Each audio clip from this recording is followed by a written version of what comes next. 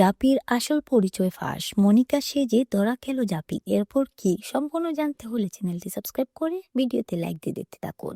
লক্ষ্মী জাপি সিরিয়ালের আজকের পর্বেই দেখা যায় ইনকা চায় জাপি যেন অফিস থেকে বের হয়ে আসে এবং মনিকা মুখার্জি সেজে এখানেই আসে। রনিতকে সে জানায়, তবেই তাদের আসল প্ল্যান সাকসেসফুল হবে।